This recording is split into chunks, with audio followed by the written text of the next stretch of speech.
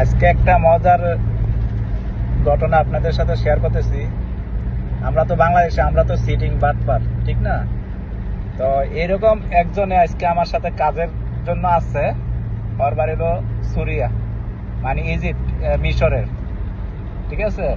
ওই বলতেছে আমি সব কাজ জানি, আরবি ছাড়া আর কিছু জানে না, ও সব কাজ জানে। পরে আমি ওর ইন্টারভিউ নিলাম যে কি কাজ জানোস?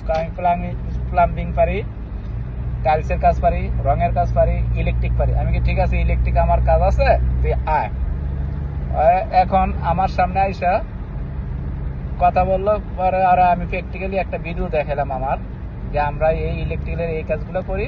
আমরা এখন প্রথম ইয়াতে আছি, স্টেপে আছি, পাইপিং করতে আছি, তারপরে ওয়ারিং। না আমি এটা পারি না। ঠিক আছে, এটা পারস না, তাইলে আমি একটা লাইটের ভিডিও দেখাইলাম যে লাইট লাগাই তারস, ডিপি ড্রেসিং করতে পারস। না পারি না। তাহলে তুই আমার সিবি দিলি, তো তুই সব কাজ জানস, তো তুই তো এখন কোনো কিছু না।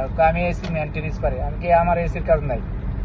এখন বলেন যে আমরা কি কাজ নেওয়ার আগে সব পারি, যে সময় ইন্টারভিউতে যায় ওই সময় বলতে যে কিছু পারি না।